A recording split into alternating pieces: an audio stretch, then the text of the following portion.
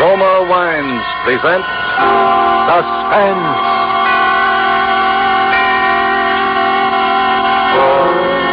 Roma Wines, made in California for enjoyment throughout the world. Salud. Your health, senor. Roma Wines toast the world. The wine for your table is Roma Wine, made in California for enjoyment throughout the world. This is the man in black, here for the Roma Wine Company of Fresno, California, to introduce this weekly half hour of Suspense.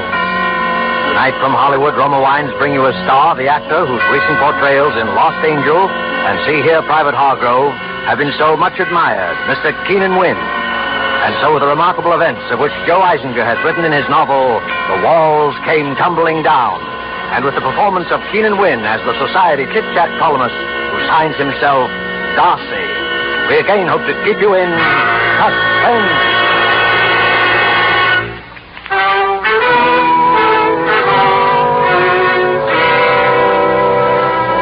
My dear Captain Griffin, on a date which I am sure we shall always remember not quite without pain, I was sitting in my office at the Morning Post, composing with my customary wit and brilliance my daily column of Cafe Society chat, when Miss Susan Finch, my devoted but mentally retarded secretary, poked her head into the room, ran her tongue nervously across her dental brace, and announced, "There's someone outside to see you, Mr. Darcy." Tell him I'm on the deathbed. Tell him there's a priest in here now administering the final sacrament. Now go away. Well, I couldn't tell him that, Mr. Darcy. He's a priest himself. Did you say priest? Well, perhaps I am in articulo mortis and didn't know it. Very well, Duchess. Ask the good father to come in. Yes, sir. Please come in, Father. Thank you, my child.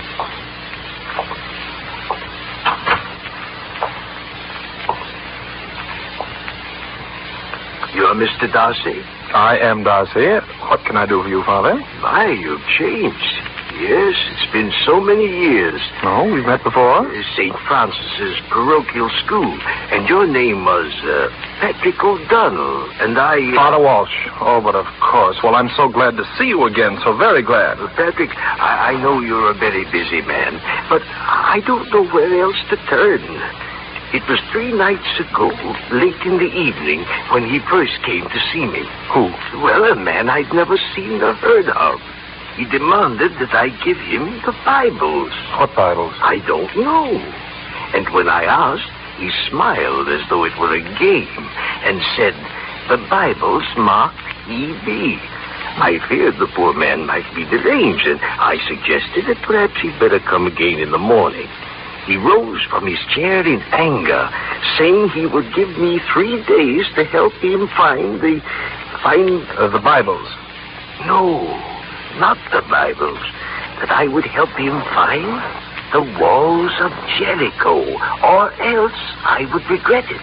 Did you say the walls of Jericho? For the past 2 nights, he's been loitering outside the gates of the churchyard, as though watching to see who my visitors are.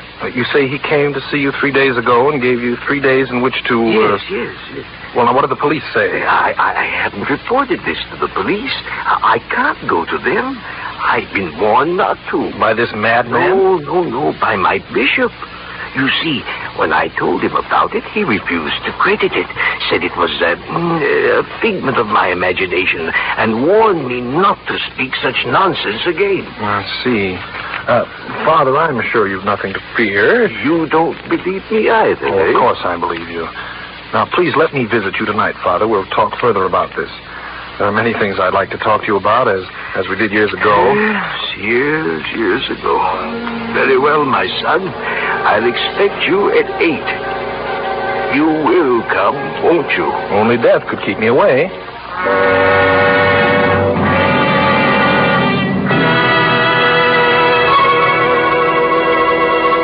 And now, in this brief intermission, let us picture this scene. A scene beneath a radiant Caribbean moon at the fashionable Hotel Nacional de Cuba in Havana, Cuba.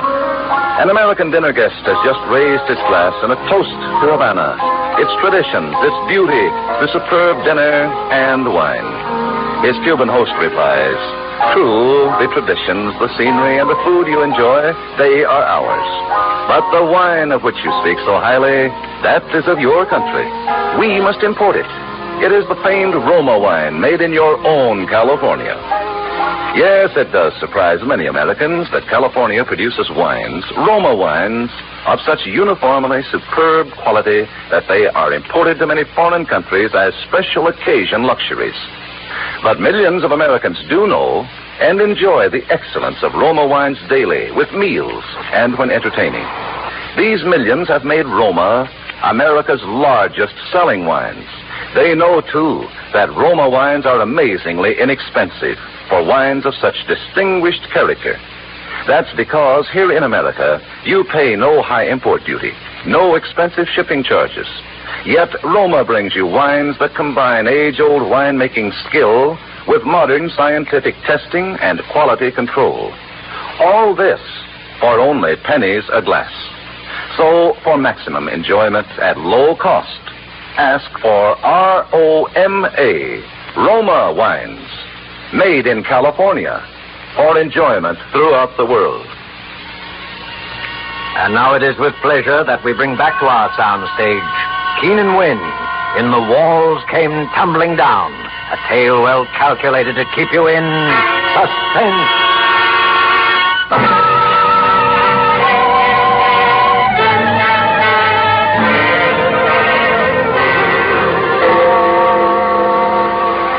And so, my dear Captain Griffin, with a punctuality I had not exhibited in years, on the stroke of 8 I found myself standing before the high iron gates of St. Francis Churchyard.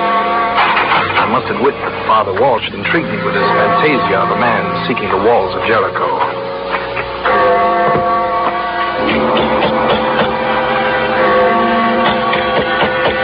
No response. I tried the door. Swung open, and I stepped into a musty, dimly lighted hall. Father Walsh? Father Walsh? You at home? There was no answer. I crossed to the door of the study, threw it open.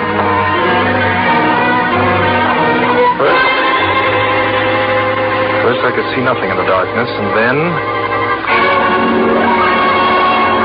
I saw, suspended from a low beam in the ceiling, the cord of his robe knotted tightly about his neck, Father Walsh.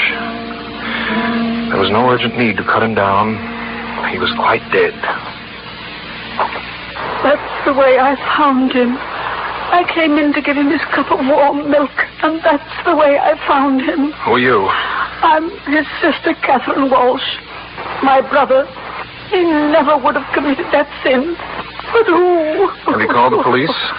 Yes, Aren't you from the police? No. I was his friend. You're Darcy? Yes. Now tell me what you know about the Bibles before the police get here. This afternoon, after he saw you, a woman telephoned. He talked to her for a long time, and when he hung up, he said he remembered now about the Bibles. 40 years ago, he took care of a sick vagrant. The poor man died and left to my brother 2 Bibles. A bum left Father Walsh 2 Bibles 40 years ago. Well, do you know where they are? Yes. One is now packed away upstairs in the attic, and the other is... That must be the police. I don't say anything about the Bibles. I'm asking you to trust me. Call me tomorrow at my office. I'll let them in. Oh, come right... Oh. Father Walsh is expecting me. Well, come in. Who are you? My name is Patricia Berryman. Is something wrong? Why should anything be wrong? I don't know. It's just that... Well, I had an appointment with Father Walsh, and When did you make this appointment? early this evening on the telephone. I'm afraid I'm a little late. Indeed you are. Father Walsh is dead. Dead? Oh, but he can't be. Why not? But I've been searching for him for so long and not. Are you sure that you were looking for Father Walsh, or was it the walls of Jericho?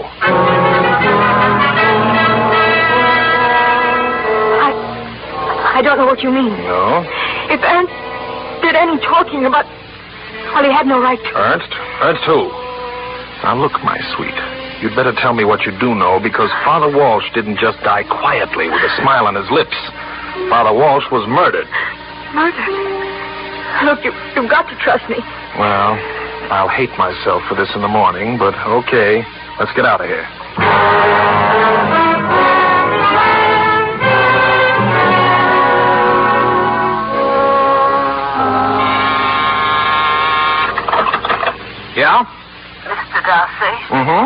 morning. This is Catherine Walsh. I've got the Bible I told you about last night that was in the attic. And the other one... Miss Walsh, don't say anything more. You come to my apartment at 3 this afternoon. 24 Sutton Place. If I'm delayed, the doorman will let you in. And shall I bring... Oh, yes, by all means. Bring the book with you. Very well, Mr. Darcy. I'll be there. Yes, Duchess? Hey, Mr. Ernest Helms is waiting outside. Ernst, well, prod him in, Susan. Prod him in. All right, Mr. Helms. Is this or is this not your card, sir? My name is on it. Then it is your card. My name is Darcy. I'm the columnist for the Post. What can I do for you? Please. My name is Ernst Helms. I deal in rare books. I've been commissioned by a client to find 2 Bibles for a certain collection. You can trust me, sir. I'm experienced. I'm reliable. I am discreet. Yeah, that is how I am. Well, very well. Do you want me to help you find the Bibles? No, Mr. Darcy, no, not quite. I want to buy them from you. Oh, well, then you've come to the wrong man. I'm not a book dealer. I'm a newspaper man. I might be able to help you find something. And what is your fee? How much cash do you have with you? How do I know you have the Bibles? Well, I didn't say that I did have them. How do I know you know where they are? You don't know anything. How do I know you aren't lying to me? How do I know you aren't a fake, a fraud? Now, you'll get nowhere by flattery. You haven't got the Bibles. You don't know where they are. You are a swindler, a thief. You're trying to rob me like everybody else. I know you. You're a vicious, degenerate fiend, a contemptible foul. Don't please. Sorry, brother. Okay.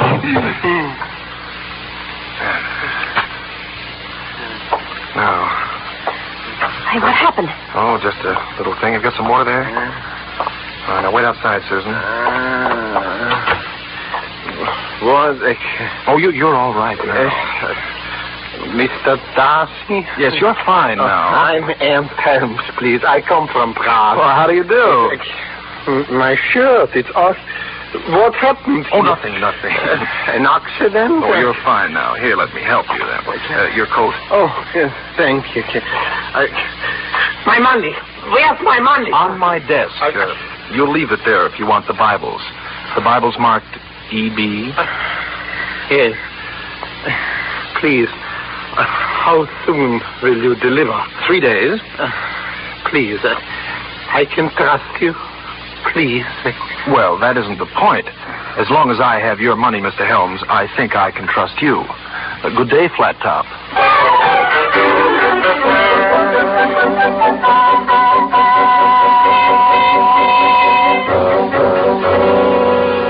My dear young lady, look. I arrive here punctually for my appointment with Mr. Serko Hodekas for 2:30. It is now close to 3. I have read the entire contents of Time, Life, Esquire, Captain Billy's Whiz-Bang. Oh, Mr. Darcy? Yes. Waiting long. I'm terribly sorry. Come in. Sit down. Now, Mr. Darcy, I shall be brief to the point. I'm an attorney. I have a client named Ernst Helms. He visited your office this morning. How do you know that? He told me so. I manage his affairs. He also told me he gave you $1,800. I simply want you to tell me why he gave you that money. Why don't you ask Mr. Helms that question? Very well. Blunt and to the point. My client has paid out large sums of money to swindlers, yes, trying to locate certain books. It is my duty to see that he is now protected. Well, Mr. Helms paid me that money for a book which I gave him. What kind of a book? A Bible.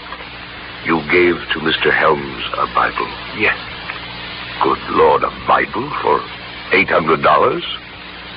And I suppose Helms knew what he was doing. I'm going to wash my hands of him one of these days. You're telling the truth, Mr. Darcy. You really gave him this Bible. I'm a liar if I didn't.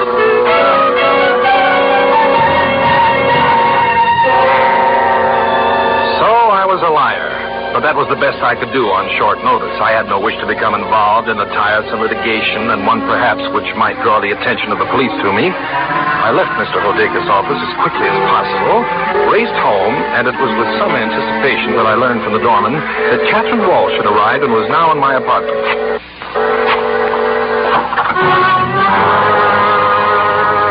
Come right in, in, Darcy. In time for tea. Well, well, Captain Griffin, Detective Lucas, and if my memory does not fail me, and unfortunately it does not, Detective Regan.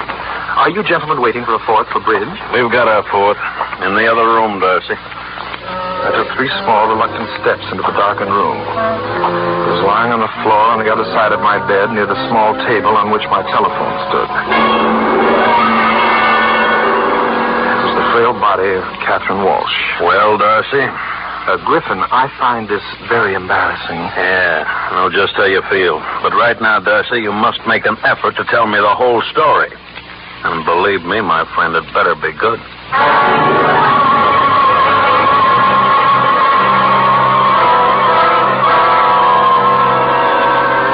My story, you remember, Captain Griffin, was good.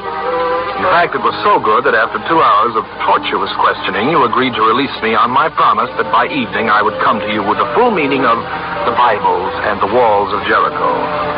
Straightening my tie and looking jaunty and attractive as usual, I awaited the arrival of the lovely one. Well, here I am. Look, Darcy, I'm frightened. Stop acting like Jane Eyre. Please don't be harsh with me now. Well, they weren't very gentle with Father Walsh and his sister. Oh, Darcy, I'm so frightened. The manager of my hotel told me that he got a phone call from Ernst Helms asking him to put his trunk and luggage in the storeroom. He's gone away and I don't know what to do. Try telling me the truth. Yes. I'm sorry I started the whole thing. His letter said there'd be blood and murder. He was right. Whose letter? Elias Barron. You mean the Elias Barron, the artist? Yes. He was my grandfather. I started to write a biography of Elias Barron to show the world how he was forced to suffer and live in poverty. What the greatest and most celebrated painter of our time went through to... Well, during my research, I found this scrap of letter. Here, read it. Live only to finish my greatest work, my only mural. And there will come the day when men will again shed blood for the walls of Jericho, as did Joshua and his hosts. But only in my Bibles will be found the key. He who reads each word of God will uncover the sweeping vision of the walls of Jericho on the wall of my hovel. Glory be to God and cursed be all men. Well, that mural is priceless. But no one knows where my grandfather lived or died. He'd run away from a hostile world. I retained Ernst Helms, an art dealer, to help me in my search. And Elias Barron's was the poor, unknown vagrant that Father Walsh took care of and buried. Yes. We traced the Bibles to Father Walsh, but... Oh, Darcy, I'm so frightened. I can't find Helms. Oh, you don't have to bother to look for him. The police will do that for you. What do you mean? He has one of the Bibles. Then why doesn't he come to me? Because that mural is, well, it's finders keepers in a case like this. But Helms is now a fugitive wanted for murder. Oh. And the other Bible is undoubtedly nowhere on this earth. That's what poor Catherine Walsh was trying to tell me. But we know that Elias Barron's left 2 Bibles to Father Walsh. Yeah, Wait a minute. Wait a minute. Father Walsh, of course. I'm a dope. I remember a warm and lovable little thing he used to do that the whole neighborhood knew about when I was a kid. He always used to bury a Bible with the souls he buried. So, one Bible he kept, which is now in the possession of the killer of Catherine Walsh, and the other Bible he blessed and buried with the dead man. But that means that... Precisely. You don't know where under what name Barron's died or where he's been buried.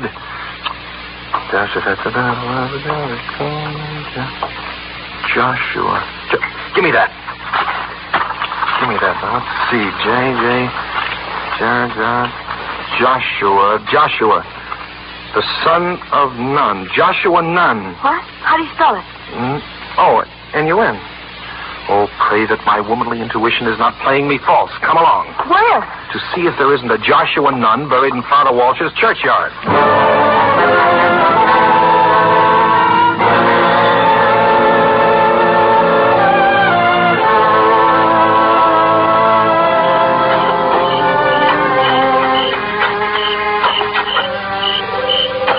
Darcy, we shouldn't be doing this. Why not? The cross says Joshua Nun, and if I'm wrong this time, it won't be wasted effort.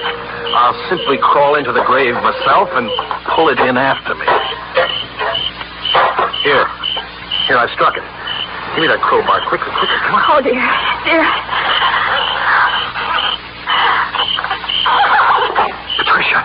The Bible. We found it. All right, Darcy, stand where you are. Oh, Griffin, I found that other Bible. You found 10 years in the pen for body snatching.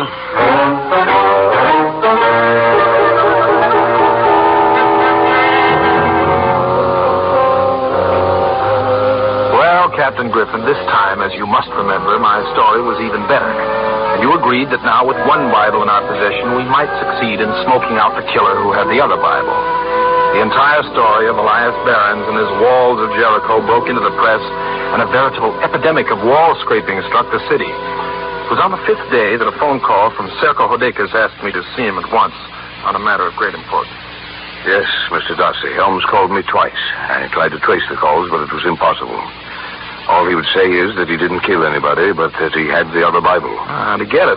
He wouldn't explain. He said he's sending it to me so that you could find the mural. But the condition is that, as his attorney, I protect his interest in the sale of the mural. He has a right to that, even though he is a fugitive. Do you agree? I agree. Good. Here is the Bible, which came in this morning's mail. The Bible he gave me was very old. On its covers were the initials E.B. I turned to the book of Joshua. In the 4th paragraph of the 6th chapter, 2 words have been underscored. 7 rams. What's marked in the other one? The one you have? Here, I'll read it. And 7 priests shall bear before the ark 7 trumpets of ram's horns. And it shall come to pass... And the words 7 priests are underscored. 7 rams and 7 priests. Not much to go on, is there? Enough. The word priests tell us where the Bibles would be found. Now we're left with 2 sevens and the word rams. Where would you expect an artist to spend his last declining days? Right, Greenwich Village. And there you will find, in Father Walsh's parish, a street named Ram Street. And I'm sure that at 77 Ram Street you will find the walls of Jericho by Elias Behrens. Patricia, my sweet, swoop up your trumpet. The walls are about to come tumbling down.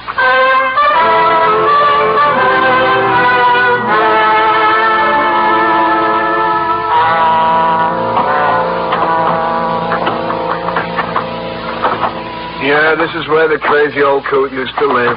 Joshua, he called himself. Not quite the Savoy, is it? And this is where a great artist was forced to... Well, let's get on with it. The mural must be hidden under the paint of one of these walls. If it is, Mr. Klinger here will find it. What's that? Oh, don't let that frighten you, miss. It goes on day and night. Building a subway right under it. It doesn't feel very safe. Perhaps you'd better start your examination, Mr. Klinger. Yes, I start making my test now.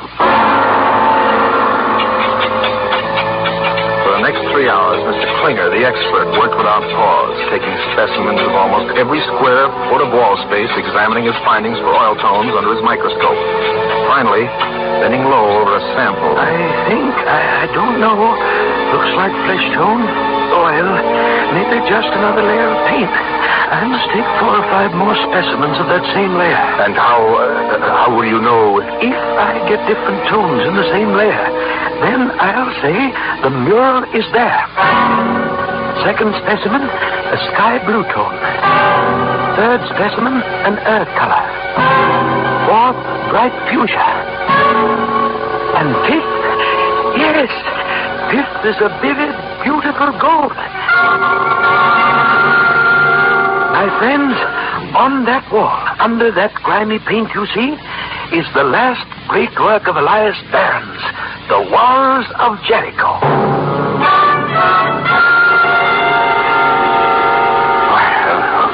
A fortune. Yes, Mr. Hodekas, a fortune. But before we can announce our discovery, we have a serious problem to solve. The finding of the mural means that we secured the second Bible which led us to it. And we could have secured that only from your client, Ernst Helms, who was wanted for murder. I don't understand. Well, it's very simple. We will be charged with working in concert with a murderer unless we apprehend him and turn him over to the police. Yes, but I don't see how we... Well, I have a plan. Patricia, you will leave at once for Chicago.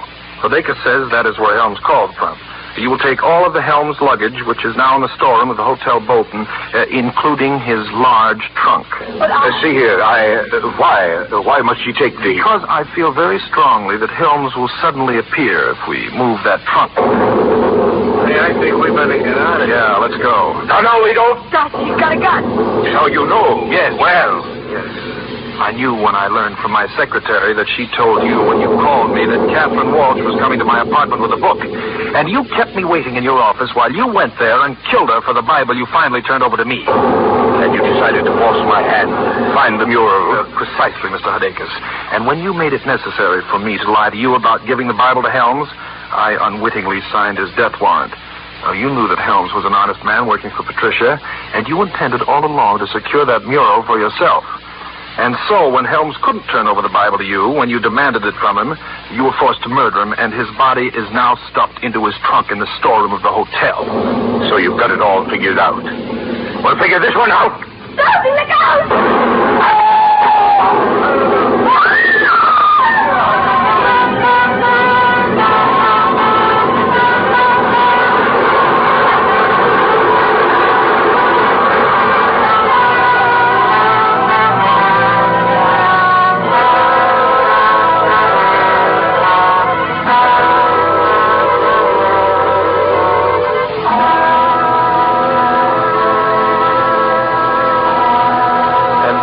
Dear Captain Griffin, was how it came about that the walls came tumbling down, right over Mr. Hudakis' embarrassed ears.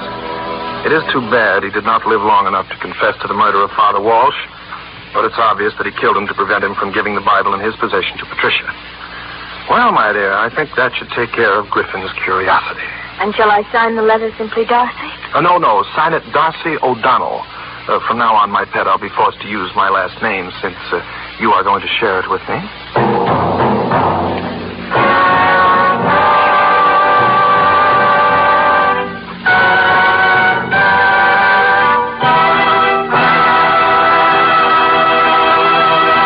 And so closes The Walls Came Tumbling Down, starring Keenan Wynn. Tonight's tale of Suspense. Suspense is produced and directed by William Spear. Have you discovered, as thousands have, how much Roma wines add to the enjoyment of your meals? How their superb flavor makes special occasion feasts out of everyday meals? Find out for yourself what a marvel worker Roma wine can be in giving any meal new appetizing savoriness, new compliment-rousing zest. Start off the meal with an appetizer, Roma California Sherry. Then place on the table a well-chilled bottle of Roma California table wine, delicate Sauterne, hearty Burgundy, or tart, tasty claret. You'll be amazed at the tremendous difference Roma wine makes in the enjoyment of your foods. Don't overlook this easy, inexpensive way to add thrilling extra enjoyment to the coming holiday and to everyday living. Remember, Roma wines cost only pennies a glass. Take a tip from the millions who enjoy Roma wines at meals when entertaining. Ask for R-O-M-A, Roma Wines, America's largest selling wines, made in California for enjoyment throughout the world. This is Keenan Wynn. I don't know of an actor in Hollywood who doesn't feel flattered and honored when he's invited to make an appearance on Suspense, and I'm certainly no exception.